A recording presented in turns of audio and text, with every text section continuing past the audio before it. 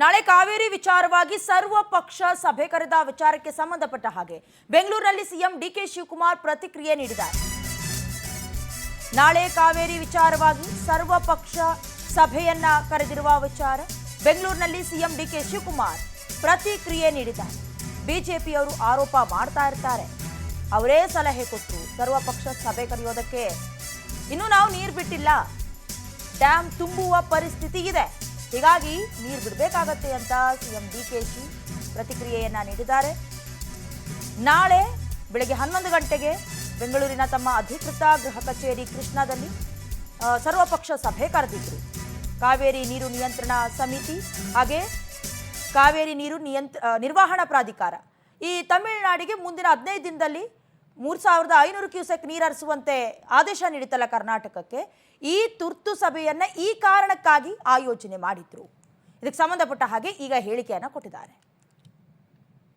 ಬಿಜೆಪಿಯವರು ಸ್ನೇಹಿತರು ಆರೋಪ ಮಾಡ್ತಾರೆ. ಪಾಪ ನಾನು ಅವರೇ ಸಲಹೆ ಕೊಟ್ಟಿದ್ದು ಆಲ್ ಪಾರ್ಟಿ ಮೀಟಿಂಗ್ ಕರೀಬೇಕು ಅಂತ.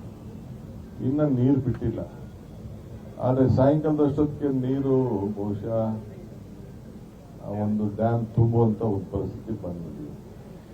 ನೀರನ್ನು ನಾನು ಹಿಡ್ಕೊಳ್ಳೋಕೆ ಆಗುದಿಲ್ಲ. ನಾಳೆ ನಮ್ಮೆಲ್ಲ ಆಗಲೇ ತಮಿಳುನಾಡವರು ಸುಪ್ರೀಂ ಕೋರ್ಟ್ ಹೋಗ್ಲಿಕ್ಕೆ ತಯಾರು ಮಾಡ್ಕೊಂಡಿದ್ದಾರೆ ಅಂತೇಳಿ ಇವತ್ತು ಸ್ಟೇಟ್ಮೆಂಟ್ ಕೂಡ ಕೊಟ್ಟಿದ್ದಾರೆ. 36ರಿಂದ 39 ಕ್ಯೂಸೆಕ್ ನೀರು ಬೆಂಗಳೂರು ನಗರಕ್ಕೆ ಬರ್ತಾ ಇದೆ. ಬೆಂಗಳೂರಿಗೆಲ್ಲ ನಮ್ಮ ಕಾವೇರಿಲಿ ಹರಿತಾ ಇದೆ. ಅವ್ರು ಕೊಟ್ಟಿರೋದು 3600. ಆದರೆ ವಿರೋಧ ಪಕ್ಷದವ್ರಿಗೆ ಚರ್ಚೆ ಮಾಡಿ ಕಾನೂನು ತಕ್ಕಂತೆ ಚರ್ಚೆ ಮಾಡಿ ನಾಳೆ ತೀರ್ಮಾನವನ್ನು ಮಾಡ್ತೀವಿ. ಪಾಪ ಬಿಜೆಪಿಯವರು ಸ್ನೇಹಿತರು ಆರೋಪ ಮಾಡ್ತಾರೆ.